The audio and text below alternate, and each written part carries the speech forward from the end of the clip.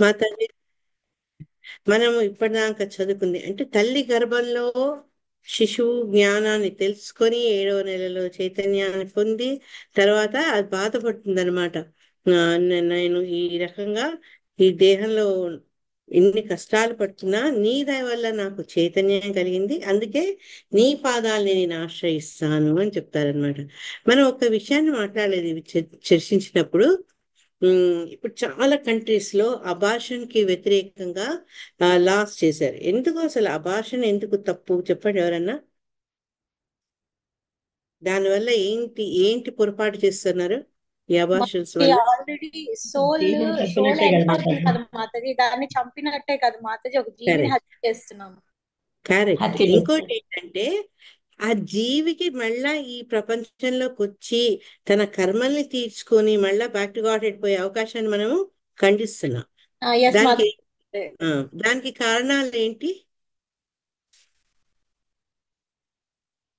వాళ్ళ కర్మఫలం మాతాజీ. కర్మఫలం. ఇంకోటి ఇంద్రియ తృప్తి Mataji, main sense enjoyment. First thing మన అజ్ఞానం. మనకు ఈ జీవి పెరుగుదలలో ఎటువంటి పరిస్థితిని ఎదుర్కొంటుంది, ఆ జీవి ఏమనుకుంటుంది, ఏం ప్రే చేస్తుంది, దాని కాన్షియస్ అవేమి మనం ఆలోచించట్లేదు. మీరు చెప్పినట్టు ఒకటేమో బహుశా ఆ జీవి కర్మఫలం అంతే ఉందేమో దాని జీవితం, అది మనకు తెలియదు. కానీ మన వల్ల జరుగుతున్న తప్పు ఏంటంటే కమలంకి మాత్రం అన్నట్టు ఇంద్రియ తృప్తి, సరైన అవగాహన లేకపోవడం. వాళ్ళకు ఇంద్రియాలు తృప్తి పడాలి కానీ ఒక ప్రాణిని ప్రపంచంలోకి తేవడం ఇష్టం లేదు. ప్రస్తుతానికి ఉన్న ట్రెండ్ అన్నమాట అది. పిల్లల్ని కనడం ఇష్టం లేదు వాళ్ళకు. వాళ్ళకి అన్ని సౌఖ్యాలు కావాలి. సంతానం మటుకు ఒక బంధనం. ఎందుకంటే ఇద్దరు సంపాదనలో పడి వాళ్ళకు టైం ఉండదు పిల్లల్ని చూసుకునేందుకు. అందరికీ చేసే పేరెంట్స్ ఆ కన్వీనియన్స్ ఉండకుండొచ్చు. అందుకని కూడా కొందరు పిల్లల్ని కనట్లేదు. ఎందుకు అంటే ఆ పిల్లల యొక్క ఒక జన్మ ఇయ్యడంలో ఉండే ఔన్నత్యము, ఒక జీవికి జీవితాన్ని ఇచ్చే దాంట్లో ఉండే మహాకార్యం వాళ్ళకు అర్థం కావట్లేదు. తర్వాత ఇంకోటి ఏంటంటే మనము ఎవరిని కృపణుడు అనుకున్నామో నిన్న చదువుకున్నాం. కృపణుడు అంటే ఎవరు మాతాజీ?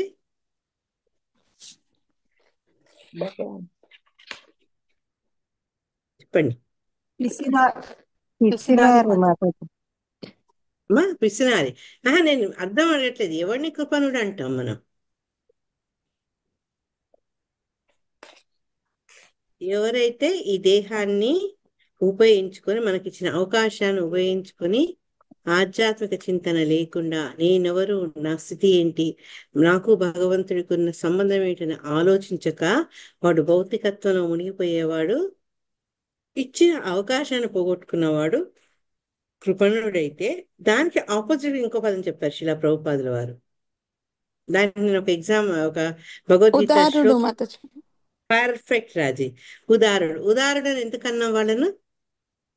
ఆ ఆ యొక్క నాలెడ్జ్ ని వాళ్ళు యూజ్ చేసుకుంటారు, ఆధ్యాత్మికంగా మూవ్ అవటానికి అదంతా Yes. వినియోగించుకుంటూ ఉంటారన్నమాట వాళ్ళు. రెండు దానికి వాళ్ళు ఎగ్జాంపుల్ ఉపయోగించుకుంటారు. Yes. బ్రాహ్మణుడు కింద కూడా చెప్పారు. రెండు వాళ్ళు ఉపయోగించుకుంటారు, ఇంకోళ్ళు కూడా ఆ సహాయం నాలెడ్జ్ చేస్తారు. పంచుతారు. ఎస్, అది కూడా ఇంపార్టెంట్. నాకంతా నేను చదువుకుంటే ఓకే, గుడ్. కానీ ఇంకోళ్ళకి నీకు తెలిసింది నువ్వు పంచినావు అనుకో, అది ఇంకా వెరీ గుడ్. అది. తర్వాత 18వ శ్లోకంలో ఇదే తల్లి గర్భం దిగులు చదువుకున్నాము. చదువుకుంటే నేను ఏం చేయలేను, నేను చేయగలిగేదల్లా కృతజ్ఞతాపూర్వకంగా నీకు ఒక నమస్కారం ఇవ్వగలుగుతాను అని ఆ శిశువు అనుకుంటుంది. 19వ శ్లోకంలో మిగతా జీవులకు అంటే జంతువులకు మనకున్న పెద్ద వ్యత్యాసం ఇంద్రియ నిగ్రహణ. ఆ ఇంద్రియ నిగ్రహణ వలనే ఏంటి అంటే ఆ ఈ తనకు పరమాత్మకు ఈ భౌతిక జగత్కి ఉండే సంబంధాన్ని తెలుసుకొని తన యొక్క జ్ఞానంతో ఇంద్రియాలను నిగ్రహించుకుంటూ ఆధ్యాత్మికంగా ముందుకు వెళ్ళే ఛాన్స్ ఉంది. మిగతా జీవులకు ఆ ఛాన్స్ తక్కువ ఉందన్నమాట. అంతేకాక ఇంకా ఈ జ్ఞానవంతుడైనటువంటి జీవి ఏమని తెలుసుకోవాలంటే నేను భగవంతుని ఆధీనంలో ఉన్నాను, నేను స్వతంత్రుణ్ణి కాను. ఒకవేళ అట్లా ఊహించలేదనుకో వాడేమవుతాడు? వాడికి ఎటువంటి పనిష్మెంట్ దొరుకుతుంది? నేను స్వతంత్రుని అనుకున్న వాళ్లకు మళ్ళా ఈ జన్మ మృత్యు అనే ఈ సైకిల్లో పడేస్తారన్నమాట. అప్పుడు వాళ్ళు ఈ దీంట్లో ఈ బద్ధ జీవులుగా కొనసాగిస్తూ మళ్ళా ఎప్పుడో భగవంతుడి కృప వల్ల భాగవతుల కృప వల్ల మళ్ళా అతను మాది యథార్థం స్థితి తెలుసుకునే అవకాశాలు ఉంటాయి అన్నమాట. సో ఈ రకంగా చేసుకుంటూ తర్వాత భగవంతుడు అడుగుతాడనమాట జీవిని, ఇప్పుడు ఏమనుకుంటున్నావు, నువ్వు బయటకు వస్తావా లేకుంటే లోపలనే ఉంటావా? లోపల ఉండిపోయే అవకాశము పరిస్థితి అందరికీ ఉండదన్నమాట. జన్మ తీసుకున్న జీవి బయటికి రావాల్సిందే. బయటికి వచ్చినాక ఈ అన్ని రకాల స్టేజెస్ ఆఫ్ గ్రోత్, అంటే ఒక పెరుగుదలలో ఉండే అన్ని రకాల స్టేజ్లు దాటుకుంటూ ఆఖరికి మరణించాల్సిందే. 21వ శ్లోకంలో ఏమంటారంటే, నేను ఈ తల్లి గర్భంలో ఉండి నా యొక్క మేధస్సు ద్వారా ఈ కష్టాలన్నిటినీ తీసేసుకుంటూ నాకున్నటువంటి ఈ చేతన వల్ల, చేతన నా ఫ్రెండ్ అన్నమాట. ఇప్పుడు భగవత్ చైతన్యం కలిగింది, ఆ చైతన్యం అనేది నా ఫ్రెండ్, వాని వల్ల నేను నీకు శరణ వేడుతూ నీ పాదాలను ఎప్పుడు నేను ధ్యానిస్తుంటానని శిశువు అంటుంది. ఇవన్నీ అన్నాక ఏమవుతుందంటే, ఉండాలనే ఉంటుంది పాప శిశువుకు, కానీ ఒక పరిస్థితి కల్పించబడి అది బయటకు వచ్చేస్తుంది. అది మనం ఏమని చదువుకున్నాం, ఎందుకు బయటకు వచ్చేస్తుంది బేబీ? 21వ శ్లోకంలో చెప్పారు. ప్రసూతి వాయువుతో గంటబడి ఎస్ మాతాజీ, ఇక్కడ ఉండిపోవాలి అనుకున్నా కూడా ఆ ప్రసూతి వాయువులు వేగంగా వచ్చి దానివల్ల నెట్టివేయబడుతుంది. నెట్టివేయబడిపోయినాక ఏమవుతుంది పాపం, ఆ ఆ ఆ పరిస్థితిలో జీవి ఏం ఎదుర్కొంటుందంటే, ముఖం కింద బోర్లాగా పడుతుంది. ఆ తర్వాత బ్రీదింగ్ ఆగిపోతుంది మాతాజీ. ఆ ప్రాసెస్ లో ఊపిరాడదు. కొన్నిసార్లు మూర్ఛపోతూ, కొన్నిసార్లు జీవరహితంగాను, కొన్నిసార్లు జీవంతోనూ ఆ కడుపులో ఉన్నటువంటి ప్రాణి బయటకు వచ్చే సందర్భాలు ఉన్నాయని చెప్పారనమాట. తర్వాత ఆ ఆ తాత్కాలికంగా ఏమవుతుందంటే, ఆ కష్టాలు పడి మరపు కూడా వచ్చేస్తుందట. ఏవైతే భగవంతుని ఇంతసేపు చక్కగా ప్రార్థించుకుందో, నాకొద్దు ఈ జన్మ వద్దు, నేను నీ పాదాలని సేవించుకుంటా అంటుందో, తల్లి గర్భం నుంచి ప్రసూతి వేదనలో తల్లి ఎట్లా బాధపడుతుందో ఆ శిశువు కూడా ఆ రకంగా బాధపడి తాత్కాలికంగా మెమరీ లాస్, అంటే జ్ఞాపకం పోతుందన్నమాట, మతిమరుపు వచ్చేస్తుందట. అందుకని తను పూజ చేసింది, తను ప్రార్థించిందన్నీ మర్చిపోతుంది అనమాట ఆ సమయంలో శిశువు. ఎప్పుడైతే తల్లి గర్భం నుంచి బయటికి మలమూత్రాదులతో పాటు వచ్చేస్తుందో, ఆ శిశువు ఏంటంటే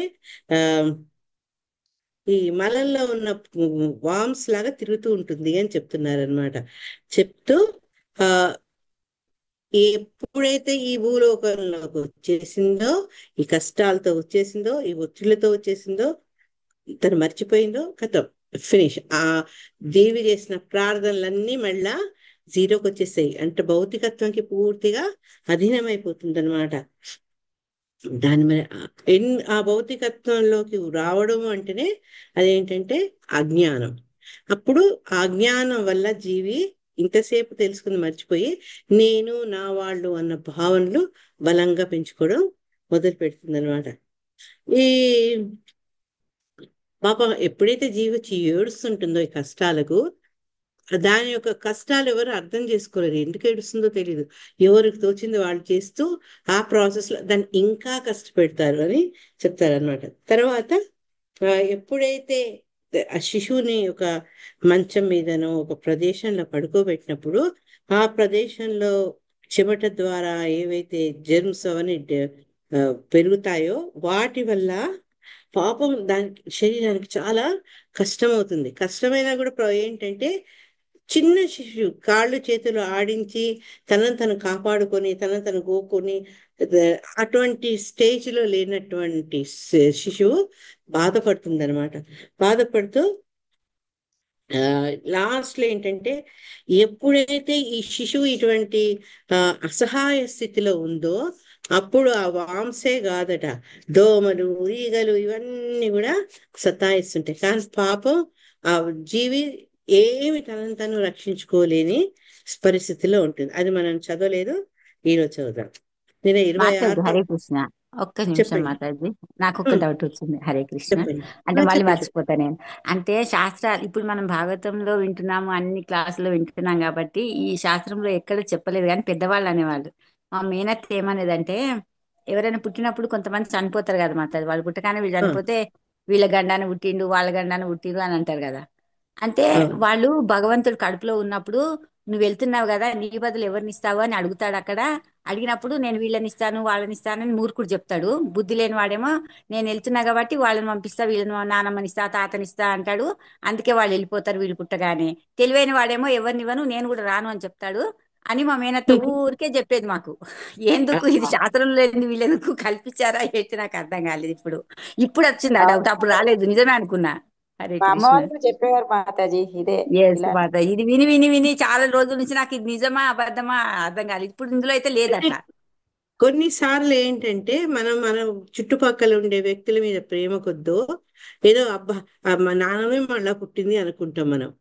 కానీ మనం ఇప్పుడు చదువుకున్న దాన్ని బట్టి ప్రాసెస్ బట్టి ఈ నానమ్మ పోవడానికి ఈ పాప పుట్టడానికి సంబంధం లేదు. యా. కానీ ఎక్కడో కొన్ని సంఘటనలు జరుగుతుండొచ్చు. జరిగినప్పుడు మనకేంటంటే ఈ మొత్తం ప్రాసెస్ ఎట్లుంటుందేమో అని ఒక అభిప్రాయం కలుగుతుంది. కానీ శ్రీమద్ భాగవతం దాని గురించి ఎక్కువ చర్చించలేదు. ఒక జీవి పెరగడము, జననము, జననం తర్వాత వచ్చే కష్టాలు అవన్నీ మాట్లాడారు. కానీ మీరు అన్నట్టు ఈ రకంగా ఇట్లా నానమ్మ దేహం తీసుకుంటుందా, ఇవన్నీ మనము ఎక్కువ చర్చించలేదు మనం. అంటే ఈ చదువుకున్న వాటిలో ఆ సంభాషణ ఇది రాలేదు. కాబట్టి మనం ప్రస్తుతానికి భాగవతాన్ని పూర్తి నమ్మేద్దాము. ఎందుకంటే ఆ ఇప్పుడు ఆధునిక శాస్త్రంలో ఆ పరిశోధనల వల్ల తెలుసుకుంటున్న విషయాన్ని అప్పుడే ఎన్నో ఎన్నో వేల సంవత్సరాల కింద మనకు శ్రీమద్ భాగవతం ద్వారా ఈ జ్ఞానాన్ని అందించారు. కాబట్టి దీన్ని మనము స్టాండర్డ్ ప్రమాణంగా తీసుకుందాం. హరే కృష్ణ. Hare thank you Krishna Mataji. మాతాజీ. వాళ్ళు చెప్పమ్మా. వాళ్ళు గట్టిగా కోరుకుంటున్నా కూడా వాళ్ళు అలా నేను నీకు పుడతాను ఇది అది అని అనుకునేవారు కదా మాతాజీ. అంటే మా తాతయ్య అలాగా నాకు ఆ, లైక్ నా పిల్లడిగా వస్తాడు అని చెప్పి అనే type లో తను, అంటే నేను చిన్నగా ఉన్నప్పుడు తను ఆల్రెడీ ఓల్డ్ ఏజ్ కదా. అది సో తను అవును. అలా కోరికున్నా కూడా అవే ఛాన్సెస్ కూడా ఉంటాయి కదా మాతాజీ. Yes, ఆ అంటే ఆత్మకి అలా ఉండొచ్చు రాజీ. కానీ ఆ లోపల మీరు పెద్దయ్యి మీకు పెళ్ళయి మీ సంతానం వచ్చేదాకా ఆ సోలు ఆగుతుంది అక్కడ? ఆగదు అదే కదా. అదే కదా. ఉం. ఆ లోపల ఇంకా తీసుకుని ఉండొచ్చు బర్త్స్ అన్ని, అదే అనేక అవును. బర్త్స్ తీసుకుని ఉండొచ్చు. యా. అంటే మళ్ళీ అంటే ఆ ఫీచర్స్ కనిపించినప్పుడు అవి గుర్తొస్తుంటాయి కదా మాతాజీ. ఇవి అలా అలా జెనెటిక్స్ లక్షణాలమ్మా. ఫీచర్స్ జెనెటిక్స్ లక్షణాలు. అంతేగాని మళ్ళా వాళ్ళే మన గర్భంలో పుట్టారు అనే దానికి మనకు 100% ఏమంటారు ఎగ్జాంపుల్ లేదు. ఓకే. దాన్ని ఏమంటారు ఎగ్జాక్ట్ థియరీ లేదు. కానీ కొన్ని కేసెస్ లో అట్లా జరగడం కూడా మనం విన్నాం. దాన్ని కొట్టి ఓకే. పారేయలేము. కానీ అన్ని అట్లా జరుగుతాయన్న ఆలోచన కూడా అది కరెక్ట్ కాదు, 100% కరెక్ట్ కాదు. సో అవును ఎప్పుడైతే సార్. ఈ క్రిములు కీటకాలతో నిండినటువంటి ఆ మంచం మీద కూర్చొని పాపం కదలలేక మెదలలేక అవస్థ పడుతుంటుందే, అటువంటి అసమర్థ స్థితిలో ఉన్న శిశువు మీద ఇంకేం దాడి చేస్తాయని 27వ శ్లోకంలో చెప్పారు. రుదంత్యామత్వచం దంశ మశకామత్కుణాదయ రుదంతం విగత జ్ఞానం కృమయ కృమికం యథా. తల్లి 27వ శ్లోకం 31 31 చాప్టర్ 27వ శ్లోకం డిస్ప్లే చేయ తల్లి. ఈ లోపల హరే కృష్ణ. ఎవరైనా హరే కృష్ణ చదవండి.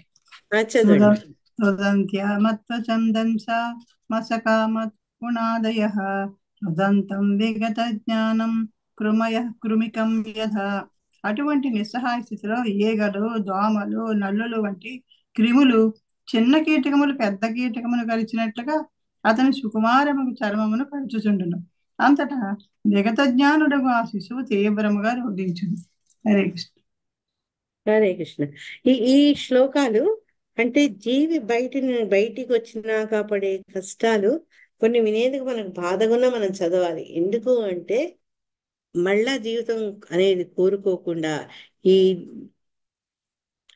మధ్యలోకం నుంచి బయటికి వెళ్ళేందుకు మనం తట్టా బుట్టా సర్దుకొని బెడ్డింగ్ ఏర్పాటు చేసుకోవాలి అంటే వీటిని గురించి మనం చాలా శ్రద్ధగా తెలుసుకోవాలన్నమాట.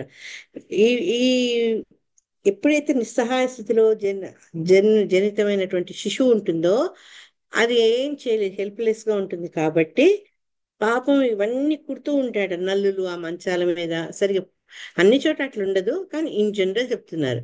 నల్లులు, క్రిములు, కీటకాలు, తర్వాత దోమలు, ఈగలు వాళ్తుంటే ఏమి చేసుకోలేక పాపం ఆ నిస్సహాయతకు ఆ బేబీ రోధిస్తుందట.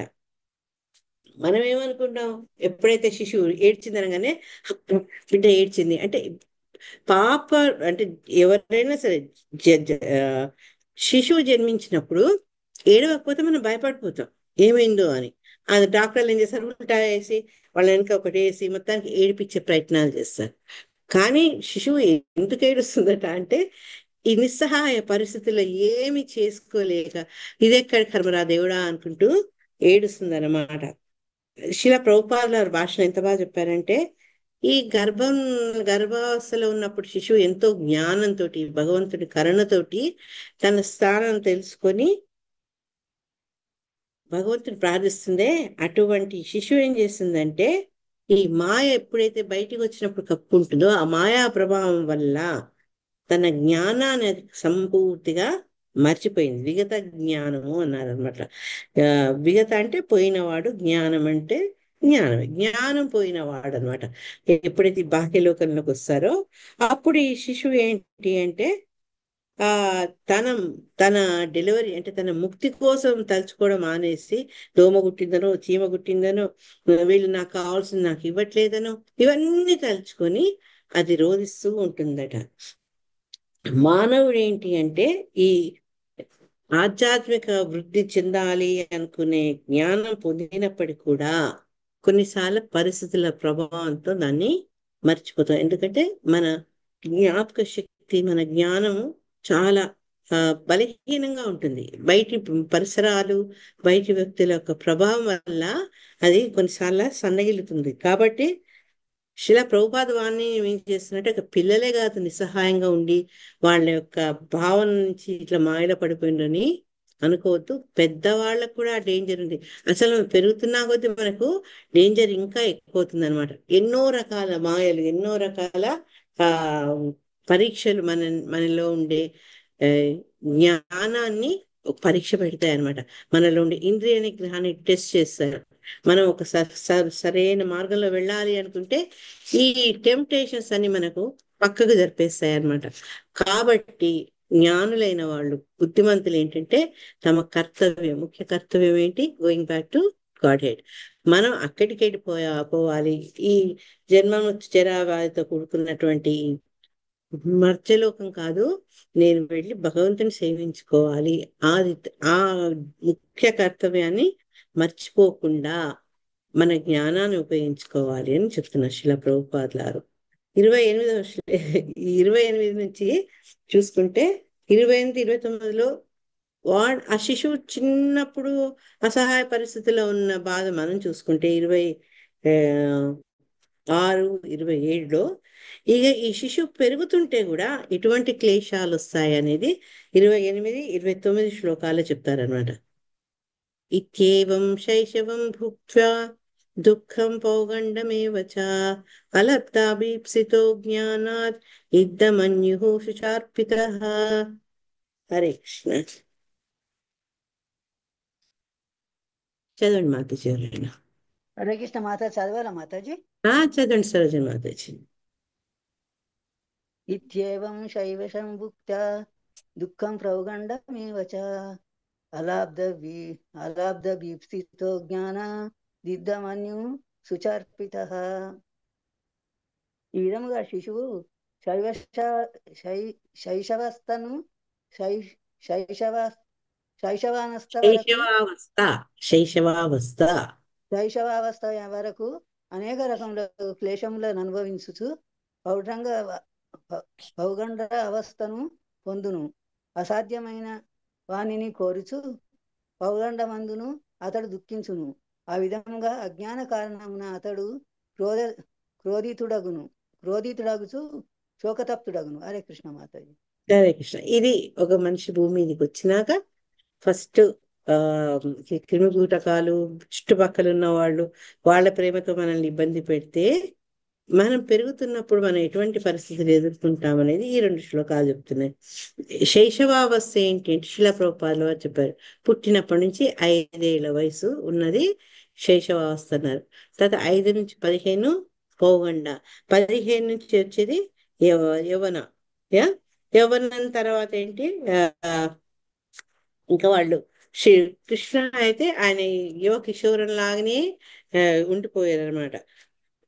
ఇక్కడ శిలా ప్రభుపాద ఏం చెప్తున్నారంటే ఆ 5 ఏళ్ల వరకు ఉన్న బాలుడికి కూడా వాడికి ఏంటంటే వాడి వయసుకు తగినటువంటి అతనికి దుఃఖాలు అతనికి కూడా ఉంటాయి. ఏ రకంగా అంటే పిల్లల్ని ఒక ఏజ్ రాగానే స్కూల్లో పెట్టడం సర్వసాధారణం. కానీ పిల్లవాడికి ఏంటి స్కూల్కి వెళ్ళాలని ఉండదు, హ్యాపీగా ఇంట్లో ఆడుకోవాలని ఉంటుంది. కానీ నాకేమనిపిస్తుంది చదివినప్పుడు, ఇది బహుశా శిలా ప్రభుపాదుల వారు చాలా ఏళ్ల కింద రాశారు కదా, కానీ ప్రస్తుత పరిస్థితుల్లో ఏంటి చిన్న పిల్లలు కూడా వాళ్ళు స్కూల్కి వెళ్ళేందుకు రెడీగా ఉన్నారు. ఎందుకు అంటే కారణం సాధారణంగా తల్లి తండ్రి ఉద్యోగాలకు వెళ్ళిపోతారు, ఇంట్లో నాన్నమ్మలు అమ్మమ్మలు ఎవరు ఉండరు చూసుకునేవాళ్ళు, ఆయా మీద ఉండాలి, ఆడుకునేందుకు తమ తోడుకు ఎవరైనా సేమ్ ఏజ్ ఉన్న వాళ్ళు ఉండరు. అందువల్ల పిల్లలు స్కూల్కి వెళ్ళేందుకు ఎక్కువ ఉత్సాహాన్ని చూపిస్తున్నారు. చిన్నప్పుడైతే మన స్కూల్కి వెళ్ళాలంటే చాలా కష్టపడేవాళ్ళం. నేను హన్మకొండలో ఉన్నప్పుడు మా అమ్మ నాన్న నన్ను ఒక వీధి బడికి పంపించారు. ఆయన రామాచార్యులు, ఆయన పేరు రామాంజాచార్యులు ఉండేది. పిచ్చి కొట్టుడు కొట్టేవాడు కర్ర తీసుకొని. దాంతో ఆ కొట్టులకు భయపడి నేను ఇంటి నుంచి స్కూల్కి వస్తున్నాను చెప్పేదాన్ని, మధ్యలో ఒక గుళ్ళో కూర్చునేదాన్ని. కానీ ఆయన ఎంత తెలివైన వాడంటే ఇట్లాంటి స్టూడెంట్స్ ఆయన కుప్పలు కుప్పలు చూసిండు. 2 మానిటర్స్ పంపించాడు, ఎవరు రాకపోతే వాళ్ళని ఎత్తుకొని రావాలి. ఫస్ట్ వాడు ఇంటికి వచ్చేది పాపర్ స్కూల్కి రాలేదు ఎంత తెలంగాణ పడిపోయి ఆ గుళ్ళో చూసేవాడు. అయినా మరి అంత అజ్ఞానం అంటే నాకు మళ్ళీ తెలిసి కూడా మళ్ళీ ఆ గుళ్ళోనే ఆగేదాన్ని. ఆశ్రయం తీసుకొని ప్రసాదం తినుకుంటూ గుళ్ళో కూర్చుందాన్ని. కూర్చుకోకపోతే మళ్ళీ అట్లా చేస్తాను, మళ్ళీ 2 దెబ్బలు కొట్టేవాడు. ఆ రకంగా ఉండేదనమాట. అట్లా పిల్లలు స్కూల్కి వెళ్ళమని ఏడుస్తూ ఉంటే వాళ్ళను బలవంతంగా పంపిస్తారనమాట. ఈ స్కూల్లో చదవాలి, ఆ స్కూల్లో చదువుతుంది, నా బెస్ట్ ఫ్రెండ్ ఆ స్కూల్కి వెళ్తుంది, మా బెస్ట్ ఫ్రెండ్ ఈ స్కూల్కి వెళ్తున్నాడు, నేను ఆ స్కూల్లో చదువుతా. ఇవన్నీ ఎవరు వినిపించుకోరు. పేరెంట్స్ వాళ్ళు ఏం చేయదలుచుకున్నారో వాళ్ళు అదే చేస్తారు.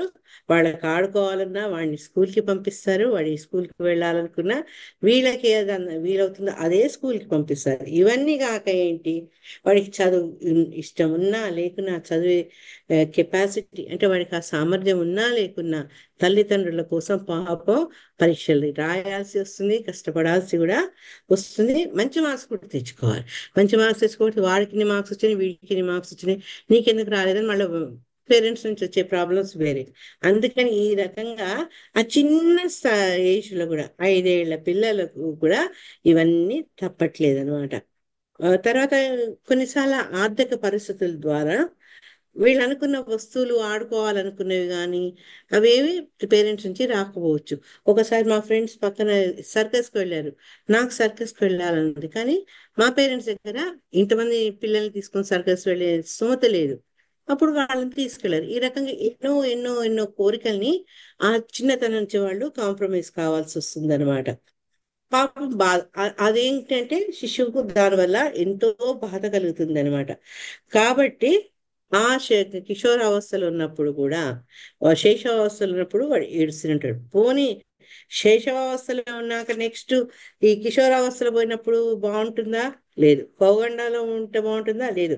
ఏ ఏజ్ లో ఉండే ప్రాబ్లమ్స్, ఏజ్ లో ఉండే చికాకులు అవి శిశువును బాధ పెడుతూనే ఉంటాయి.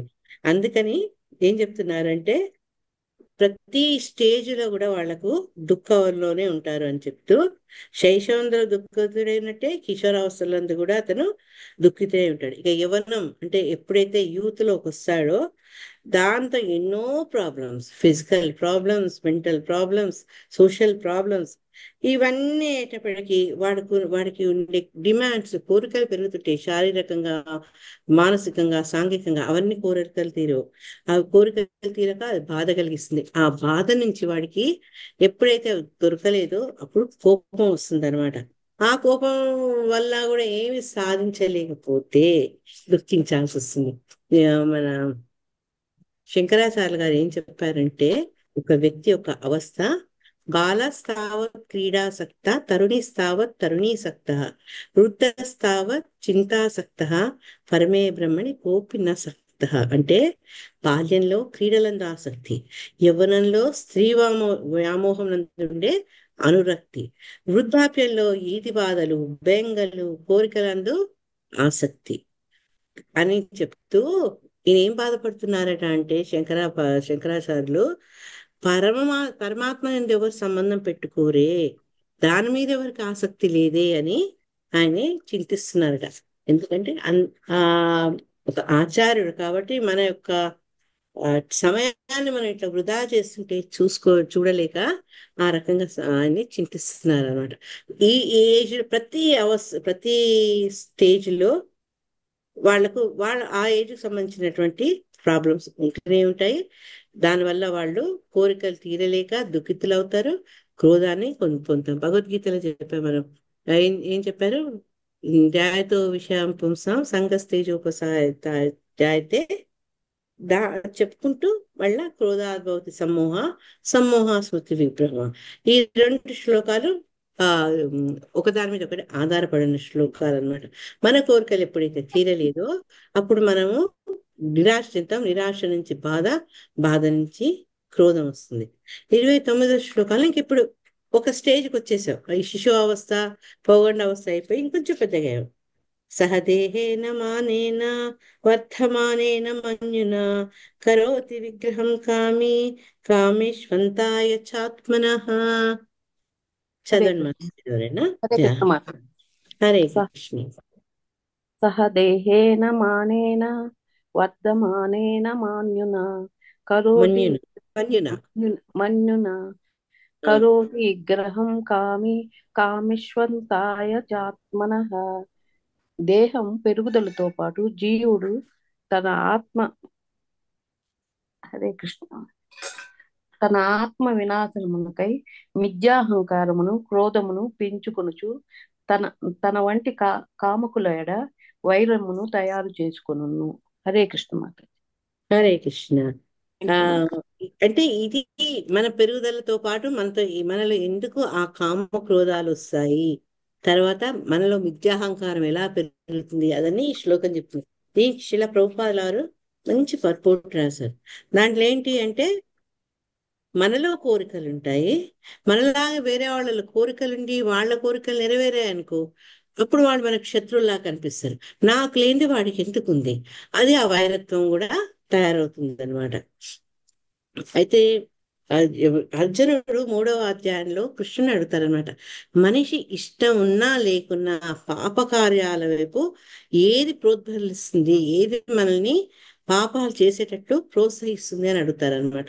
దానికి ఆ భగవానుడు 3:37 దాంట్లో ఏం చెప్తారంటే, కామయేష క్రోధయేష రజోగుణ సముద్భవ మహాశనో మహాపాప్మ విద్యేనమిహ వైరిణం. ఎందుకు మన వల్ల ఈ పొరపాట్లు జరుగుతున్నాయి? 37 మాతాజీ? 36 లో అర్జునుడు అడుగుతాడు, ఓకే 37 లో కృష్ణ చెప్తారు అనమాట. ఓకే మాతాజీ. ఓకే, 36 కూడా చదువుతాను. మీనింగ్ చదువుతా. అర్జునుడు పలికాడు, ఓ వృష్ణివంశీయుడా, ఇష్టం లేకపోయినా బలవంతంగా నియోగించబడినట్లు మనిషి దేని చేత పాపకర్మలతో ప్రేరేపింపబడుచున్నాడు. దానికి ఏం చెప్తారనమాట, భగవంతుడు ఏం చెప్తారంటే, అర్జున, దానికి కారణము కామం.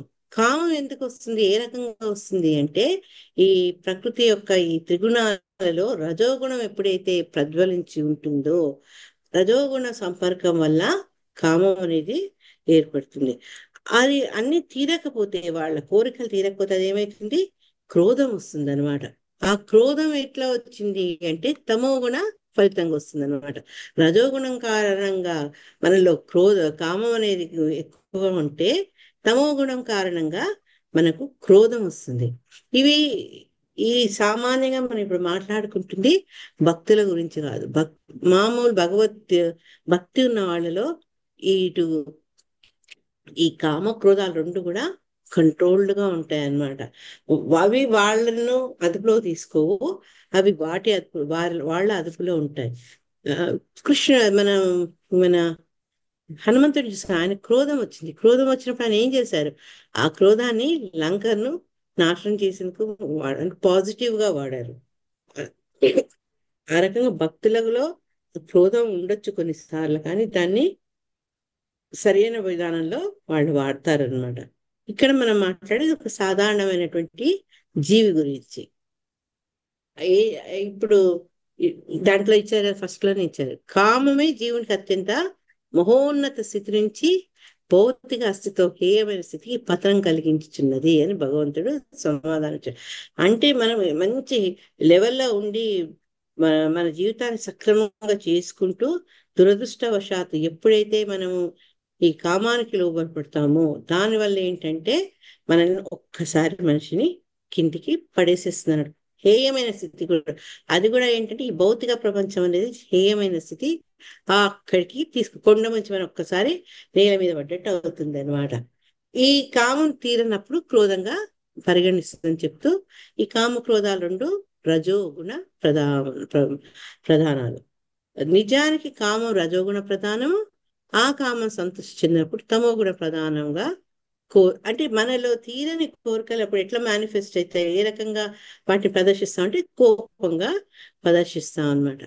ఈ విధంగా ఎందుకు ప్రవర్తిస్తాం మనము అంటే, ఎప్పుడైతే మన ఆత్మ తన నిజ స్థితిని తెలుసుకోలేక ఆ దేహాన్ని తను అనుకుంటుందో దాన్ని అవిద్య అంటారని మనం చాలాసార్లు నేర్చుకున్నాం. ఆ అవిద్య కారణంగా కప్పబడ్డప్పుడు, ఆత్మజ్ఞానం అవిద్య కారణంగా కప్పబడినప్పుడు మనం ఏంటి, ఈ నరకానికి పతనం అవుతామట. ఎక్కడో ఉండి చక్కగా భగవంతుని సేవ చేసుకుంటూ కృష్ణారామ అని ఉండాల్సిన వాళ్ళము మనలో ఈ కామం వల్ల మనం పూర్తి దిగజారిపోతాం అనమాట. మళ్ళా మరి బయటికి వెళ్ళొచ్చా, మళ్ళా మనం పడిపోయిన స్థానానికి వెళ్ళొచ్చా అంటే, మన ఆచార్యులు ఏం చెప్తున్నారు అంటే, మనలో ఉండే ఈ కామాన్ని భగవంతుని పట్ల ప్రేమగా మార్చుకుంటే ఈ నరక స్థితి నుంచి మనకు మళ్ళా విడుదల ఉంటుంది అని ఒక చక్కటి బోధ చేశారు. దాన్ని మనకు ఆ చైతన్య చరితామృతాల్లో ఇదివరకు కూడా మనం ఒకసారి తలుచుకున్నాం ఆ శ్లోకాను. అంటే ఈ కామం అంటే ఏంటి, దాన్ని మనం ఎప్పుడూ కృష్ణ ప్రేమగా చేర్చుకోవాలి అంటే, ఆత్మేంద్రియ ప్రీతి వాంఛ తారే బలి కామ, కృష్ణేంద్రియ ప్రీతి ఇచ్చ ధరే ప్రేమ నామ్న. ప్రేమ ప్రేమ అనేది ఇప్పుడు మనకు ఏ పుస్తకం చూసినా ఏ సినిమా చూసినా ఎన్ని చోట్ల మనకు కనిపిస్తుంది కదా. కానీ ఇటువంటి ప్రేమను అసలు మనలో ఉండే కామానికి ప్రేమ అనే పేరిచ్చి మనము దాన్ని చాలా గ్లోరిఫై చేస్తున్నాం. ప్రేమ అనేది ఏంటి అంటే, భగవంతుని ఇంద్రియాలని ప్రీతి కలిగించేందుకు మనం ఏం చేస్తామో అదే ప్రేమ. మన ఆత్మ ఇంద్రియాలకు, మన ఆనందానికి మనం చేసే కోరికలు ఉంటాయి కదా, వాటిని కామ అంటారు. ఇంగ్లీష్ లో ఉంది, నేను తెలుగు ట్రై చేస్తాను ఇప్పుడు రిటర్న్ చేసేది. ఇది కృష్ణదాస్ కవిరాజ గోస్వామి చెప్పారనమాట. మన మన ఇంద్రియాలని మనం తృప్తిపరచుకునేందుకు ఏం ప్రయత్నం చేస్తామో దానిని కామం అని చెప్తారు. కానీ భగవంతుని యొక్క ఇంద్రియ ప్రీతి కోసము, భగవంతుని కోసం మనం చేసే పనులను ప్రేమ, లవ్ అని చెప్తారనమాట. దీన్ని బట్టి ఊహించండి, మనం ఎప్పుడైతే భగవంతుని యొక్క ప్రీతి కోసం మనం అన్ని చేస్తామో, ఎప్పుడైతే కృష్ణ భక్తిని అలవర్చుకుంటామో, అప్పుడేంటి అంటే మెల్లమెల్లగా మనలో ఉండే ఈ కోరికలకు ఒక చెక్మేట్ అంటే ఒక హద్దు చెప్పి మనం వాటిని భగవంతుని వైపు మళ్లించుకుంటే ఈ నారకీయ పరిస్థితులకు పడే అవసరం మనకు రాదు అన్నమాట. వైష్ణవ సంప్రదాయంలో నరోత్తమ దాస్ ఠాకూర్ ఏమన్నారంటే, రామకృష్ణ కర్మార్పణే అన్నారు. అంటే కామ కారణంగా ఇంద్రియార్థమై మనం ఎన్నో వస్తువులు కోరుకుందాం, కానీ అవి ఏం చేసినా కూడా భగవంతుని ప్రీతి కోసమే మనం కోరుకుంటే అప్పుడు ఆ కామం అంటే ఆ కోరికల్ని కూడా మనం విశుద్ధ స్థితిలోకి మార్చుకోవచ్చు. దీనికి చాలా చిన్న ఎగ్జాంపుల్, మనకు చాలా మంచి మంచి ఫుడ్ తినాలని ఉంటుంది, నాలుకను ఆనందపరచాలంటుంది. అటువంటి ఏ, ఆలోచనలు ఎప్పుడైతే మనకు ఆహారం పట్ల ఎక్కువ ఆకర్షణ ఉందో అప్పుడు మనం ఏం చేయొచ్చు, అదే వంటకాల్ని చేసి భక్తిగా శుచిగా చేసి భగవంతుడికి ఎప్పుడైతే నైవేద్యం ఇస్తామో అప్పుడు అది దాని యొక్క పూర్తి ఏ, అర్థమే మారిపోతుంది అన్నట్టు. మన కోసం చేయట్లేదు ఇక్కడ, భగవంతుని ప్రేమ కోసం. ఓకే, భగవంతుని కోసం చేస్తున్నా అది నేనే పొందుతాను, నేనే ఎంజాయ్ చేస్తాను భావన కూడా కరెక్ట్ కాదు. మనం చేసింది భగవంతుని కోసం ఎప్పుడైతే మనం అర్పిస్తామో మనస వాచ కర్మణ, అప్పుడు మనకు ఈ బంధాలు మనల్ని పట్టవు అన్నమాట. అప్పుడు మన యొక్క స్థితి శుద్ధ స్థితిలోకి వెళ్ళొచ్చు. ఇంకా ఇంకా ప్రయత్నంలో విశుద్ధ స్థితి కూడా పోవచ్చు, అంటే సత్వగుణంలోకి వెళ్ళొచ్చు, మనం విశుద్ధ సత్వంలో కూడా వెళ్ళొచ్చు. అదే రకంగా ధనార్జన చేసి నేను నా వాళ్ళను నా సంతానాన్ని తర్వాత నేను ఆనందంగా ఉంటాము అనుకునే భావన, మళ్ళీ అదే ధనాన్ని భగవంతుడికి అర్పించి ముందు భగవంతుడికి సేవ చేస్తూ వైష్ణవుల్ని ఆదరిస్తూ గుళ్ళకు హాస్పిటల్స్ కు అట్లా రకంగా మనకు తోచినంత సహాయం చేస్తూ భగవంతుని సెంటర్ గా పెట్టుకొని మన జీవనం సాగించినప్పుడు నీ ధన సముపార్జన కూడా అది సరైన విధంగా సముపార్జన చేసినట్టుగానే ఉంటుంది. ఎందుకంటే అది నీ కోసం కాక భగవంతుడి కోసం. భగవంతుడి కోసం ఏంటి పాప అని మనకి మన జీతం అంతా ఆయన తీసేసుకోరు. జీతం వస్తే ఒకసారి భగవంతుడి దగ్గర పెట్టి కృష్ణార్పణం అనుకుంటే చాలు. ఈ రకంగా ఆ భావనతోనే మనం పూర్తి అర్థాన్ని మార్చివేసి సదుపాయాన్ని పొందగలం. ఆహారం అయిపోయింది, తర్వాత మంచి ఇల్లు కావాలి. ఇల్లు కావాలంటే ఆ ఇల్లు ఎందుకు కావాలి, వైష్ణవులు పిలిచేందుకు కావాలి, ప్రోగ్రామ్స్ పెట్టుకునేందుకు కావాలి. ఇంకొంచెం ఒక్క రూమ్ ఉంటే బాగుండు, భగవంతుడికి ప్రత్యేకంగా ఒక రూమ్ పెట్టుకోవచ్చు, ఆయన హాల్లో అంటే ఈ రకమైన భావనలన్నీ కూడా భగవంతుడి చుట్టే తిరగడం వల్ల మనం ఏంటంటే మనలో కామాన్ని మనం సరి అయినటువంటి మార్గంలోకి దాన్ని మళ్లింపగలుగుతున్నాం అన్నమాట. చెప్తూ ఈ రకంగా మనం ప్రయత్నిస్తుంటే అది మనలో కోరికల్ని శుద్ధ స్థితికి తీసుకురావచ్చు. శిలా ప్రభుపాద చెప్పారు. ఇక క్రోధం అంటే ఏంటంటే మనకు వచ్చే క్రోధం మన ప్రతి ఒక్కళ్ళలో ఈ జీవుల్లో ఈ కామ క్రోధాలు అన్నీ ఉంటాయి. ఎందుకంటే మనం మిక్చర్ ఆఫ్ సత్వ తమో రజోగుణాలతో ఉన్నాం. ఈ మానవ దేహం ప్రకృతి అధీనంలో ఉన్నాం. కానీ మనలో ఉండే ఆ క్రోధాన్ని, కోపం వస్తుంది. ఆ కోపాన్ని ఎటువంటి వాళ్ళ మీద చూపించాలంటే ఎవరైతే భగవంతుడి గురించి ద్వేషిస్తారో, భగవంతుడిని నమ్మరో వాళ్ళ మీద చూపించచ్చు. ఒరే మూర్ఖుడా అని మనం వాడికి చెప్పి భగవంతుడు ఉన్నాడు, భగవంతుడు ఇంత గొప్పవాడు అని. ఏ రకంగా అయితే చైతన్య మహాప్రభు ఈ వాళ్ళెవరు మన ఫేమస్ బ్రదర్ వాళ్ళ మీద కోపాన్ని ఆయన ఎట్లా ప్రదర్శించారు. జగన్మాత ఆయన ప్రియుడైనటువంటి ప్రియతముడైనటువంటి మంచి వైష్ణవుని ఎప్పుడైతే ఆ బ్రదర్స్ హింసిస్తారో, వాళ్ళు గాయపరుస్తారో ఆయన కోపం వచ్చింది. అదే విధంగా మనం కూడా ఎవరైనా వైష్ణవులకు ఎటువంటి కష్టం కలిగినప్పుడు మనం ఆ క్రోధాన్ని ప్రదర్శించవచ్చు. ఇవన్నీ కూడా ఏంటంటే మన భక్తిలో ముందుకు వెళ్లేందుకు వాటిని మనం ఉపయోగించుకోవాలి. కానీ మన కృష్ణ భక్తి సాధనలో అవి అడ్డం కాకూడదు. కామక్రోధాలు మనకు అడ్డంగా హర్డిల్స్ లాగా కాకూడదు అన్నమాట. ఎప్పుడైతే ఈ రకమైనటువంటి సహజమైనటువంటి గుణాలను మనం భగవద్భక్తిలో కనుక మనం వాటిని మళ్లించగలిగితే అప్పుడు ఏంటంటే ఈ నరక స్థితి పడకుండా మనం ఆధ్యాత్మిక స్థితిలోనే ఉంటాం, అంటే స్పిరిచువల్ ప్లాట్ఫామ్ లోనే ఉండేందుకు అవకాశం ఉంటుంది. ఇది మనకి ఇచ్చిన ఒక గోల్డెన్ ఛాన్స్.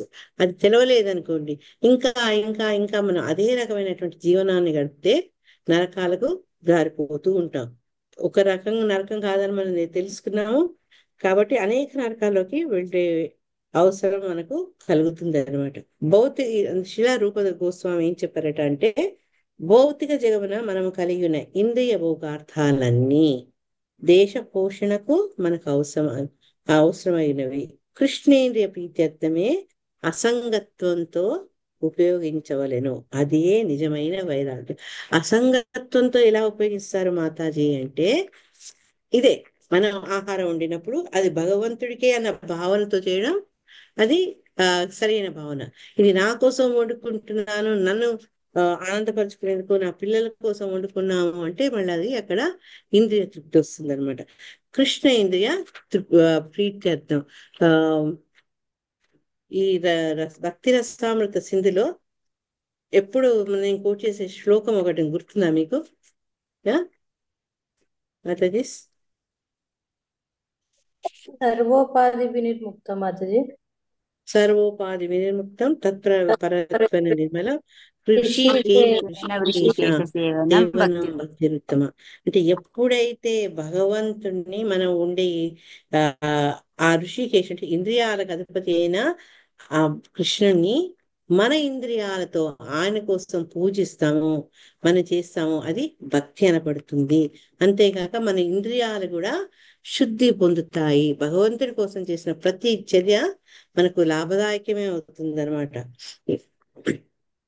చెప్తూ ఆయన మన సారీ ఎక్కడ వెళ్ళాం మనం?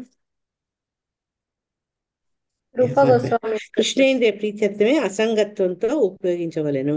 అదే నిజమైన డిటాచ్. అసంగత్వం అంటే డిటాచ్. ఒక పని చేసి దాని గురించి మనము ఆశించకుండా దాని వల్ల లాభాన్ని పొందాలన్న ఆలోచనతో కాకుండా కేవలము భగవంతుని అది ప్రీతి కలిగించాలన్న భావనతో కనుక మనం వర్తిస్తే ఆధ్యాత్మిక జీవితంలో మనకు అది చాలా ఉపయోగం. డిటాచ్డ్ వైరాగ్యం అంటే ఏంటంటే ఆ వస్తువు పట్ల మనకు వ్యామోహం ఉండకుండా డిటాచ్.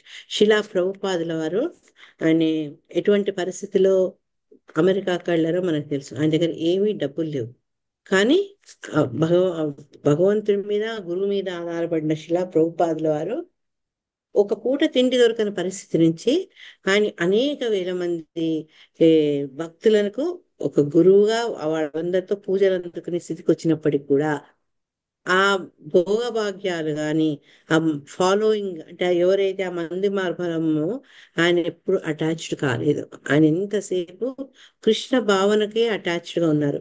ఈ వచ్చే ఎంతో మంది భక్తులు పెరగడం, ఎన్నో ఆలయాలు కట్టించడం, కీర్తి పెరిగిపోవడం, ఫాలోవర్స్ పెరిగిపోవడం అన్ని 70 రూపాయలతో వెళ్ళిన శిలా ప్రభుపాదు కొన్ని $100 మిలియన్ తిరిగి వచ్చారు ఇండియాకు.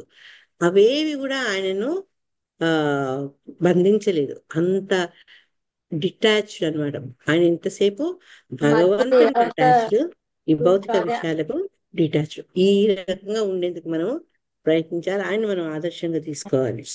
హరే కృష్ణ. 30వ శ్లోకంలో హరే కృష్ణ మాతాజీ. ఈ అటాచ్మెంట్ గురించి ఇంకొంచెం వాయిస్ కంటిన్యూషన్. వెళ్ళట్లేదండి. భూతైః పంచభిరారబ్ధే దేహే దేహ్యభూతో సకృత్ అహం మమేచ్చ హరే కృష్ణ సద్గ్రాహ మాతాజీ. కరోతి కుమతిర్మతిం. హరే కృష్ణ. చదవండి మాతాజీ. కోమల మాతాజీ ఏదో చెప్తున్నారు మాతాజీ. హరే కృష్ణ. మిమ్మల్ని మీకే. మాతాజీ. హరే కృష్ణ. ఎవరు వాయిస్ వినిపించట్లేనట్టుంది మాతాజీ. హరే కృష్ణ. చదవండి చదవండి మాతాజీ. మాతాజీ చదవడం కాదు, మాతాజీ ఏదో చెప్తున్నారు కోమల మాతాజీ. హరే కృష్ణ మాతాజీ. హరే కృష్ణ మాతాజీ. నా వాయిస్ వస్తుందా మాతాజీ? వస్తుంది మాతాజీ. మాతాజీ మాకు వస్తుంది మాతాజీ. మాతాజీ కనబడట్లే. అదే నాకు అర్థం అవ్వలేదు, నాది ప్రాబ్లం ఏమో అని నేను లాగౌట్ అయ్యి. అంటే ఎట్లా అటాచ్ కాకపోవడం అనేది ఒక చక్కటి కథ ఉంది. అది ఇదివరకు చెప్పానో లేదు. గోపికలు ఒకసారి దూర్వాసముని వాళ్ళ సమీపంలో యమున అటు ఒడ్డున ఉన్నారని తెలిసి, ఆయన అంత గొప్ప ఋషి కదా, ఆయన్ని సేవించి కృష్ణ భక్తిని వరంగా పొందాం అనుకుంటారు. కానీ వాళ్ళగా ఆ రోజు పరీక్షలాగా వాళ్ళు ఎప్పుడైతే వెళ్దాం అనుకున్నారో ఆ రోజు యమున చాలా వేగంగా యమున దాటలేరు. అప్పుడు పాపం వాళ్ళు ఏం చేస్తారంటే కృష్ణయ్య దగ్గరికి వెళ్తారు. కృష్ణుడి దగ్గర వెళ్ళి, స్వామి మేము ఇట్లా దూర్వాస వారిని సేవించాలనుకుంటున్నాము, మీరు మాకు ఏదైనా ఉపాయం చెప్పాలంటే, సరే మీరు నన్ను తలుచుకొని నన్ను ధ్యానం చేసి యమున దగ్గరికి వెళ్ళి, కృష్ణుడు ఆజన్మ బ్రహ్మచారి, ఆయన ఆదేశం మీద నువ్వు మాకు జాగ ఇవ్వమని అంటారు, దారి ఇవ్వమని అడగమంటారు. వీళ్ళు ఆశ్చర్యపోతారు, కానీ ఏం మాట్లాడరు. వెళ్తారు. వెళ్ళి రకంగా ప్రార్థించగానే యమున రెండుగా చీలి వాళ్ళకు మార్గాన్ని ఇస్తుంది. సరే వీళ్ళు వెళ్తారు. వెళ్ళి దూర్వాసుని ఆశ్రమంలో చక్కగా రారా రకాల వ్యంజనాలు వండి ఆయనకు సేవించి తిరిగి వచ్చేద్దామంటే మళ్ళీ అదే సిచ్యువేషన్. అప్పుడు వాళ్ళు దుర్వాసుల వారిని అడుగుతారు. అయితే దుర్వాసుల వారు ఏం చెప్తారంటే, దుర్వాసుడు ఒక్క ఏంటి, అతను ఏమీ తినలేదు, దుర్వాసుడు ఏమీ తినలేదని చెప్పమంటారు. వీళ్ళకి ఆశ్చర్యం వేస్తుంది, ఎన్ని రకాలు చేస్తే అన్ని చాలా శుభ్రంగా తినేసి ఏం తినలేదంటాడు ఏంటి అని అనుకుంటారు. కానీ మళ్ళీ ఆయన ముందు అనేందుకు ధైర్యం లేదు, ఎందుకంటే కోపం వస్తే అని శాపాలు పెట్టేస్తుంటారు దుర్వాసుల వారు. అందుకని అప్పుడు వాళ్ళు మళ్ళా వెనక్కి వెళ్ళి కృష్ణుని ఆశ్రయిస్తారు. కృష్ణ, నువ్వు మాతోనే ఉంటావు ఎప్పుడు, ఆ, ఇన్ని రాసాలు లీల చేస్తూ నువ్వు బ్రహ్మచారి చెప్పావు. ఆయనేమో శుభ్రంగా మేము వండి పెట్టిందంతా తిని నేనేం తినలేదని చెప్తాడు. అసలు ఏంటిది, మేము ఏ రకంగా దాన్ని అర్థం చేసుకోవాలి అంటారు. అప్పుడు ఆ కృష్ణుడు ఏం చెప్తారంటే, మనం పొందే అనుభూతులన్నీ మన మైండ్ ద్వారా వాటికి మనం అటాచ్ అవ్వడం వల్ల మనం వాటిని అనుభూతి పొందుతాం. కానీ నేను ఇంతమందితో ఉన్నా, నేను ఎప్పుడు మీతోటి మనస్సు ద్వారా మీకు నాకు సంబంధం లేదు, ఎందుకంటే ఆయన ఆత్మారాముడు. ఆయన ఆనందానికి ఇంకోళ్ళ మీద ఆధారపడాల్సిన అవసరం స్వామికి లేదు. అందుకనే నేను బ్రహ్మచారిని, ఎప్పుడూ బ్రహ్మచారిని, నా ఇంద్రియాలు ఇంకోళ్ళ వల్ల ఎజిటేట్ కావు అని చెప్తారు. అదే రకంగా దూర్వాసుడు మీరు వడ్డించిందంతా తిన్నప్పటికీ ఆ ఫుడ్ యొక్క రుచికి అతను బంధితుడు కాదు, ఆయన ఆలోచనలు రుచితోటి బందీ కాలేదు. కాబట్టి ఎన్ని తిన్నా కూడా అది తినట్టు కాదు అని. సో నువ్వు చెప్పావు కాబట్టి ఈ రకంగా శిలా ప్రభుపాదుల వారికి ఇంత సంపత్తి వచ్చినా, ఇంత పేరు ప్రఖ్యాతులు వచ్చినా, ఇంత ధనం వచ్చినా ఆయన వాటికి అటాచ్డ్ కాదు. మనసు ద్వారా ఆ మనసు ఆయన అటాచ్ చేసుకుంది కృష్ణ పరమాత్ముడికి, అంతే. హరే కృష్ణ. ఓకే తల్లి, 30 శ్లోక చదివావా ఇంతకు కమలముకి?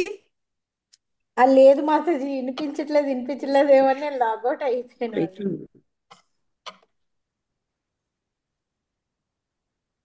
మాతాజీ మీరు ఒకసారి చదువుతారా?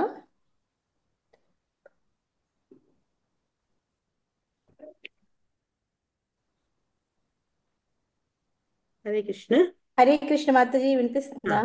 ఇప్పుడు వినిపిస్తుంది. నేను ట్రై చేస్తాను మాతాజీ, ఎందుకంటే మీరు చదివినప్పుడు నేను లాగౌట్ అయిపోయాను. ఓకే. భూతేర్పంచాభిరారబ్ధే దేహే దేహాద్భుతో. మాతాజీ ఒకసారి చదవండి, నాది అసలే ఇది చిన్న.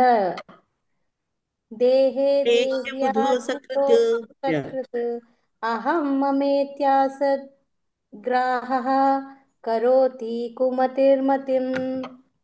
హరే కృష్ణ.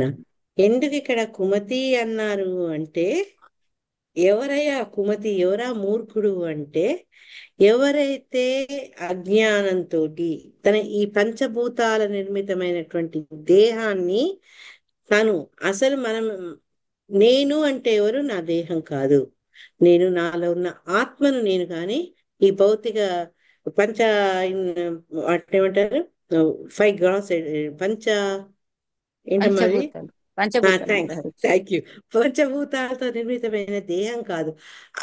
ఆ జ్ఞానం ఉన్నవాడు జ్ఞాని, ఆ జ్ఞానం లేనివాడు తనే దేహం. ఎట్లుంటుంది అంటే, మనం వేసుకునే చొక్కా నేను నా దేహం అని భావించినట్టుగా అనమాట. కాదు, అది ఒక తొడుగు మాత్రమే. ఆ దేహం తొడుగా తెలియకుండా అదే తను అని భావించేవాడు ఏంటంటే, ఆ భావన అక్కడితో ఆగిపోదు. తనకు సంబంధించిన వాటన్నిటి మీద కూడా అతను అటాచ్మెంట్ పెట్టుకుంటూ వెళ్ళిపోతాడు అనమాట. ఆ రకంగా అతను బంధాల్లో విపరీతంగా పడిపోతాడు. అజ్ఞానం పెరుగుతూనే పోతుంది అన్నట్టు. ఎప్పుడైతే నేను దేహం కాదు, నేను ఆత్మనని తెలిసినప్పుడు ఆ అవిద్య నశిస్తుంది. కానీ ఆ రకమైన భావన లేకపోతే, ప్రతిదీ నాది, నా వాళ్ళు, నాకు చెందింది, నేను అన్న భావనలో ఉంటే ఆ అవిద్యనే పెరిగిపోతుంది అని చెప్తుంది అనమాట ఈ శ్లోకం. ఈ శ్లోకంలో శిలా ప్రభుపాదులు ఏంటంటే, మనం అజ్ఞానం ఎట్లా విస్తరిస్తుందో చెప్తోంది అని చెప్తున్నారు అనమాట. ఫస్ట్ అజ్ఞానం ఏంటి, ఈ నశించే పంచభూతాలతో కూడినటువంటి ఈ దేహాన్ని నేను అంటే ఆత్మ అని తలుచుకోవడం మొదటి అజ్ఞానం. అయితే ఈ భౌతిక దేహంతో ఉన్నట్టు సంబంధించిన ప్రతి వస్తువు కూడా నాది అని అనుకోవడం ఇంకోటి, అది కూడా అజ్ఞానం. ఎందుకంటే నా తల్లి, నా తండ్రి, నా భర్త, నా పిల్లలు, ఈ రకమైన భావన ఉండాలి. కానీ అదే మన జీవితంగా మనము భావిస్తే ఏంటంటే అది ఒక అజ్ఞానం అవుతుంది అనమాట. ఇవన్నీ టెంపరీ. ఎట్లయితే రైల్లో ప్రయాణం చేస్తుంటే ఎవరు స్టేషన్ వస్తే వాళ్ళు దిగిపోతారో, అట్లే మన జీవితంలో ఎదురయ్యే వ్యక్తులందరూ కూడా ఒక ఒక సమయం కాగానే మన నుంచి వేరవుతారు. కానీ ఇవన్నీ శాశ్వతము అని అనుకుంటే అది అజ్ఞానం అవుతుంది అనమాట. అయితే తన సంగతమైన వాటిని గుర్తించక తాత్కాలిక వాటిని గ్రహించడు కారణం. మన మనలో ఉండే ఈ జీవి నిత్యుడు. ఎందుకంటే భగవంతుడు నిత్యుడు, భగవంతుడి అంశ అయినటువంటి మనలో ఉండే ఈ జీవి కూడా నిత్యుడు. కానీ అది వదిలేసి దాన్ని గుర్తించక, తన యొక్క నిజ స్థితిని గుర్తుంచుకోక, మిగతా వాటన్నిటిని ఏవైతే టెంపరీగా ఉంటాయో వాటి మీదనే అతనికి ఆకర్షణ, వాటి గురించే అతను ఆలోచిస్తాడు. కాబట్టి వాటితో బంధాన్ని పెంచుకుంటాడు. కాబట్టి అది అజ్ఞానానికి దారి తీస్తుంది అని చెప్పారనమాట. ఈ అజ్ఞానం వల్ల అతను ఎండ్ రిజల్ట్ ఏంటంటే భౌతిక క్లేశాలు అనుభవిస్తాడు. అంతే కదా, ఈ మన మానవ సంబంధాలు కూడా మనకు భౌతిక క్లేశాలు కలిగిస్తాయి. ఒక వస్తువు మీద మనం ప్రేమ పెంచుకున్నాం అనుకోండి, దాని మీద అటాచ్మెంట్ పెట్టుకున్నాం, అది పోతే బాధ కలుగుతుంది. ఇవన్నీ అంతే అనమాట.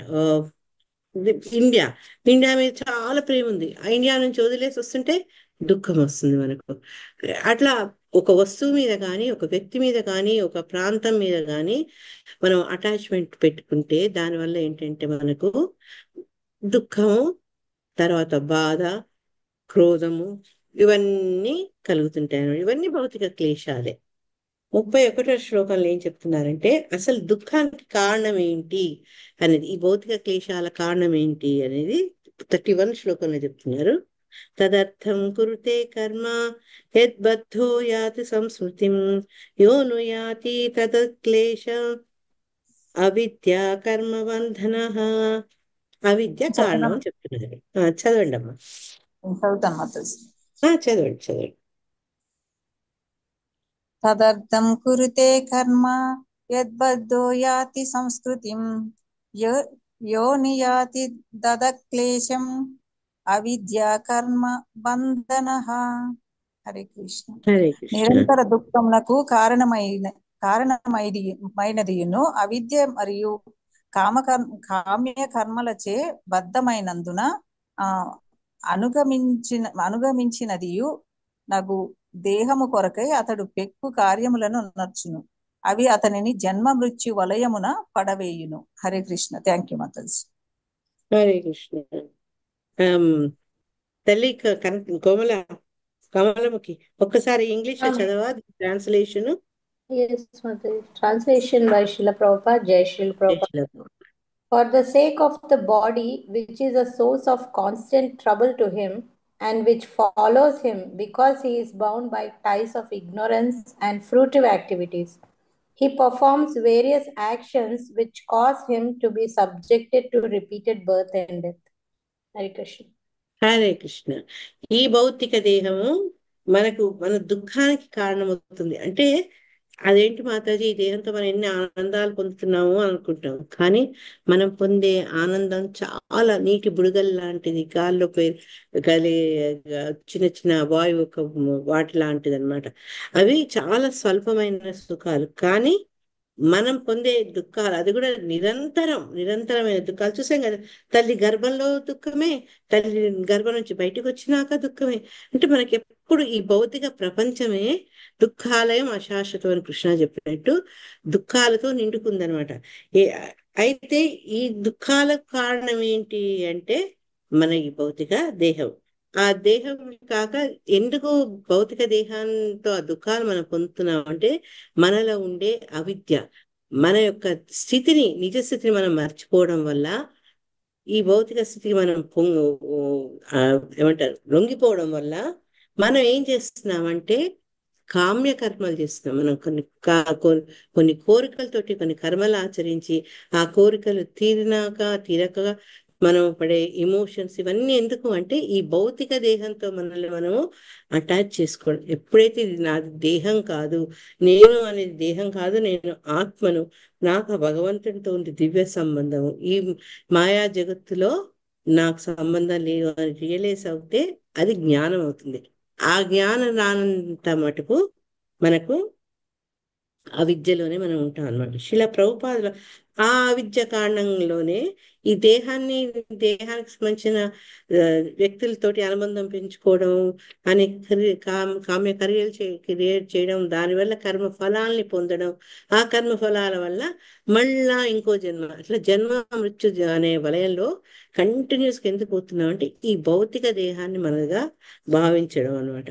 భాష్యంలో శిలా ప్రభుపాదుల వారు ఏమంటున్నారంటే మనం ఏ కర్మలు చేసినా అంటే ఏ పనిని మనం చేసినప్పటికి కూడా దాన్ని మనం ఒక యజ్ఞంగా భగవంతుడికి, ఎవరైతే యజ్ఞాధిపతో భోక్తారం యజ్ఞ తపసాం సర్వలోక మహేశ్వరం, అటువంటి స్వామికి మనం అర్పించాలి. అది భగవద్గీతలు చెప్పారు. కానీ భగవత్ ప్రయోజనం భగవంతునికి ప్రీతి కలిగించడమే ఉద్దేశం కాబట్టి అప్పుడు మనకు ఎటువంటి కర్మలు మనల్ని బంధించవు అన్నమాట. కానీ ఇక్కడ ప్రాబ్లం ఏంటి అంటే మన దేహదారులు ఏంటి అంటే నేనే దేహాన్ని, నేనే ఆత్మను, అంటే నా దేహం వేరు ఆత్మ వేరు, నేను అనుకునే వస్తువు ఆత్మ కాని దేహం కాదని తెలియదు అన్న వాళ్ళు ఏం చేస్తారంటే భగవంతుడికి మనకుండే సంబంధం మమేవాంశో జీవలోకి అది మర్చిపోతాం అనమాట. మర్చిపోయి ఈ దేహాని కోసము, దేహాన్ని పోషించడం కోసం, దేహాన్ని ఆనందపరిచేందుకు మనం చేసే పనులు అనమాట. ఆ కర్మలన్నీ మన దేహం కోసం చేస్తాం కానీ భగవంతుని ప్రీత్యర్థం కోసం మనం చేయమన్నమాట. దేహమే తాననియు దేహమునకు సంబంధించిన వారు బంధువులనియు పుట్టిన ఊరు పుణ్యభూమి అని ఈ రకంగా అనమాట. రకరకాల ఉపాధులు అంటారు, డిజిగ్నేషన్స్ అంటారు శిలా ప్రభుపాద వారు. ఈ రకమైన భావనలతో మనం ఏంటంటే మిథ్యాపూర్వకమైన కార్యకలాపాలు అంటే వీళ్ళను, భూమిని, నాయకుల్ని, వీళ్ళందరినీ, మన బంధువుల్ని ఆనందపరిచేందుకు చేసే కార్యకలాపాలు ఎన్ని చేసినా కూడా శ్రమ ఏవే కేవలం. ఎక్కడైతే భగవంతుని ప్రీత్యర్థం కోసం మనం పనులు చేయమో అప్పుడు ఇవంతా పడ్డ శ్రమ పూర్తి వృధా అవుతుంది. అటువంటి పనులు మిథ్యాపూర్వకమైన పనులని చెప్తూ అటువంటి పనుల వల్ల మనము జన్మ మృత్యు వలయంలోకి పడదోయగలుగుతాము. అంటే ఎప్పుడైతే భగవంతుని కోసం పని చేస్తామో మనకు కర్మఫలాలు బంధించవు. ఎప్పుడైతే మన కోసం, మన వాళ్ళు అనుకున్న వాళ్ళ కోసం చేస్తామో దానివల్ల కర్మ ఫలితాల వల్ల మనకేంటి అంటే ఈ జన్మ మృత్యు జరా వ్యాధి అనేది తప్పకుండా అవుతుంది. నవీన నాగరికత ఎందు నామమాత్ర సాంఘిక జాతిక ప్రభుత్వ నాయకులు జనులు మరింతగా దేహభావంలోకి తోలుతున్నారు. ఇప్పుడున్న మోడర్న్ లైఫ్ ఏంటి అంటే మనలో ఉండే ఆధ్యాత్మికతను, ఆధ్యాత్మిక భావాన్ని పెంపొందించేందుకు అనువుగా లేదనమాట. ప్రతి ఒక్కళ్ళు మనలో ఉండే ఫీలింగ్స్ ని ఎక్స్ప్లాయిట్ చేసుకుంటున్నారు. నువ్వు దేశం కోసం చేయాలి, నీ వాళ్ళ కోసం చేయాలి, నీ జాతి కోసం చేయాలి, నీ కులం కోసం చేయాలి, నీ మతం కోసం, ఈ రకంగా మనలో ఉండే మిథ్యా సెంటిమెంట్స్ ని వాళ్ళు క్యాష్ చేసుకుంటున్నారు అనమాట. దానివల్ల వాళ్ళు అందరికి మన ప్రాబ్లం ఏంటి అంటే జన్మాంతరాలు నరకానికే పతనం చెందుతారు. భగవంతుడు ఎంతో ఎంతో దయతో మనం ఫస్ట్ నేర్చుకున్నాం 31 కంటే ముందు 30లో నరకావస్థలో ఉన్నప్పుడు జీవి అక్కడ బాధలు పడుతుంది, భగవంతుని ప్రే చేస్తుంది. తర్వాత మనకు మళ్ళీ ఈ ప్రపంచంలో, భౌతిక ప్రపంచంలో జన్మ వస్తుంది. ఆ జన్మ వచ్చిన దాన్ని మనం సద్వినియోగం చేసుకోతే మళ్ళా బ్యాక్ టు నరకమే అనమాట అని చెప్తూ శిలా ప్రభుపాదులు వారు ఏం చెప్పారు అంటే అంధాయ దాంధే ఉపనీయమాన అనే ఒక ఎగ్జాంపుల్ ఇచ్చారు. అంటే ఒక గుడ్డివాడు పరువురు గుడ్డి వాళ్లను త్రోవ చూపినప్పుడు ఏమవుతుంది? దారి చూపేవాడు, త్రోవ చూపేవాడు చూడలేడు, అతన్ని అనుసరించేవాళ్ళు చూడలేరు, వాళ్ళంతా కలిసి గోతిలో పడిపోతారు. ఇప్పుడు మనకు నాయకులు కూడా ఈ ఆధ్యాత్మిక భావనలతోటి మనల్ని ముందుకు తీసుకుపోకుండా ఈ రకమైనటువంటి మనలో ఉండే ఎమోషన్స్ ని వాళ్ళు తప్పుదారులు కట్టిస్తున్నారు అనమాట. అందరికీ దేహభావంలో ఉండడం వల్లే, ఆ మోహగ్రస్తులై ఉండడం వల్లే ప్రతి ఒక్కరికి నాది, నేను, నా వాళ్ళ స్వార్థం పెరగడం వల్ల ఇక్కడ ఏమైందంటే మానవ సంఘంలో శాంతి సౌభాగ్యాలు కొరవడ్డాయి. అంతే. నాకుండాలి, నా వాళ్ళకు ఉండాలి, నా దేశం బాగుండాలి, ఇటువంటి భావనలు ఏంటంటే వేరే వాడిని మనం హింసిస్తాం, వాడిని ఎదుర్కొంటాం, వాడిని నశింపజేయాలని చూస్తాం. ఇప్పుడు ప్రస్తుతానికి మనందరికీ తెలుసు ప్రపంచంలో 4 మూలలా జరిగేవి ఇవే. అందుకే శిలా ప్రభుపాదులు ఐక్యరాజ్య సమితి అనేది ఫెయిల్ అయిపోయింది అని చెప్పారు. ఐక్యరాజ్య సమితి ఏంటంటే ఐకమత్యాన్ని స్థాపించి దేశాల మధ్య అవగాహన, సహృదత్వం పెంచాలి అని ప్లాన్ తోటి ఏర్పడింది. కానీ ఇప్పటికీ చూస్తూనే ఉన్నాం, ఎక్కడో అక్కడ యుద్ధము, అవన్నీ అశాంతి అన్ని చోట్ల కనిపిస్తుంది. అందుకని ఏం చెప్పారంటే నిజమైనటువంటి ఈ వాతావరణం ఏర్పడాలి అంటే కృష్ణ భావనని, అటువంటి శాంతియుత పరిస్థితిని కల్పించగలవు. ఎందుకు? అప్పుడు నువ్వు అందరూ కృష్ణునే ఆశ్రయిస్తాం. మనం అన్ని చోట్ల భగవంతుని చూస్తాం, యోమా పశ్యతి సర్వత్ర. అట్లాంటప్పుడు కొట్లాడుకునేందుకు కానీ, వాళ్ళను మనం హింసించాలని కానీ, నశింపజేయాలనే భావనలకు ఆస్కారం ఉండదు. కాబట్టి శిలా ప్రభుపాదుల వారు ఈ కృష్ణ కాన్షియస్నెస్ తోనే మనం ప్రపంచ శాంతిని స్థాపించగలమని చెప్తారనమాట. ఇక్కడ వీళ్ళు శిలా ప్రభుపాద ఆయన పరపోట్లు చెప్తున్నారంటే అందరి దేహాత్మ భావంలో మోహగ్రస్తులే కారణం వల్ల శాంతి సౌభాగ్యాలు కొరబడ్డాయి. పలు విధములకు దేహ కసరత్తులు చేసే దుకానా యోగులు సైతము అట్టి మూర్ఖ జనుల కోవలోనే జమగట్టి. ఎవరైతే యోగులు అంటే యోగాన్ని అనుసరిస్తూ ఉన్నారో వాళ్ళు కపటపు యోగులు అనమాట. పేరుకు యోగి అంటాం, కానీ యోగులు అన్నవాడు ఏంటి, మనల్ని భగవంతుడి వైపు తీసుకెళ్ళాలి, గైడెన్స్ చేయాలి. కానీ వీళ్ళు కూడా ఎంతసేపు ఆ దేహపరమైనటువంటి కసరత్తులు అన్నారు శిలా ప్రభుపాద. ఈ రకమైన ఫీజ్ చేస్తున్నారో వాళ్ళందరూ కూడా మూర్ఖ జనులే అని చెప్తున్నారు అనమాట. ఎందుకు అంటే మనం నేర్చుకున్న ఈ అష్టాంగ యోగం బట్టి ఇవన్నీ ఎందుకు చేస్తాం మనము అంటే భగవంతుణ్ణి చేరేందుకు, ఆయన సేవించేందుకు వాడతాం. కానీ ఇక్కడ వీడి ఈ హఠయోగా ఇట్లాంటి వాటన్నిట్లో చేసి దేహాన్ని పోషించి దేహాన్ని సంరక్షించుకునే ప్రయత్నాలే చేస్తున్నారు. కాబట్టి ఎంతకాలం మనం ఈ దేహ భావనలో ఉంటామో, దేహాత్మ భావన అంటే దేహమే ఆత్మ అనే భావనలో మనం ఉన్నంత మటుకు మనకు ఈ పునరపి మరణం, పునరపి జననం అది తప్పదు. జన్మ మృత్యుని అనుభవించే ఉండాల్సి వస్తుంది అని శిలా ప్రభుపాద చెప్పారు. 32 చేసి ఆపేస్తే, ఎందుకంటే 31తోనే అయిపోయింది. 32 నుంచి 48కి ఏంటి అంటే ఎప్పుడైతే జీవి అసత్సంగంతో ముడిపడుతుందో దానివల్ల వచ్చే దుష్ప్రయోజనాలు ఏంటి అనేది 16 శ్లోకాల్లో ఈ అసత్సంగం గురించి చెప్పడం జరిగింది. నేను జస్ట్ ఒకసారి శ్లోకాలు చదువుదాము, రేపు దీని గురించి కొంచెం డీటెయిల్స్ చదువుదాం. యద్యసద్భిః పది పునః శిష్ణోదర కృతోద్యమైః ఆస్థితో రమతే జంతుస్తమో విశతి పూర్వవత్. హరే కృష్ణ. హరే కృష్ణ మాత. ప్రణామం. చదవాలా? చదవండి. యద్యసద్భిః పది పునః శిష్ణోధర కృతోద్యమైః ఆస్థితో రమతే జంతుస్తమో విశతి పూర్వవత్. అనువాద భాష్యం శివప్రభాత్. హరే కృష్ణ. కనుక జీవుడు ఉదర ఉపస్థేంద్రియ భోగరతులైన కామములచే ప్రభావితుడై తిరిగి అధర్మ మార్గమును పట్టినచో మరలా పూర్వము వలనే నరకమున పడును. హరే కృష్ణ. Thank you Mataji. హరే కృష్ణ. మనం మళ్ళా నరక స్థితికి పోవడానికి కారణము మన అజ్ఞానం అయితే, ఇంకోటి ఏంటంటే అధర్మ మార్గంలో అసత్సంగం వల్ల ప్రభావితం అవ్వడం వల్ల మళ్ళా మనము నరకానికి వెళ్ళే అవకాశం ఉంది అని శిలా ప్రభుపాదులు చెప్తూ, మనం ఏం చేస్తే మనం అటువంటి పరిస్థితుల నుంచి తప్పించుకోగలము, దేనివల్ల మనము ఈ రకంగా ప్రభావితమయ్యి అవస్థలు పడుతున్నాం, అవన్నీ ఇప్పటి నుంచి ఇంకా మంచి ఎక్స్ప్లెనేషన్స్ తోటి అన్ని శ్లోకాలు చెప్తూ వస్తారనమాట. సో రేపు చేసుకుందాం మనం 32వ శ్లోకం నుంచి ఎన్ని వీలైతే అన్ని రేపు చదువుకుందాం. హరే కృష్ణ. శిలా ప్రభుపాదకి జై. గ్రంథరా శ్రీమద్ భాగవతానికి జై. హరే కృష్ణ.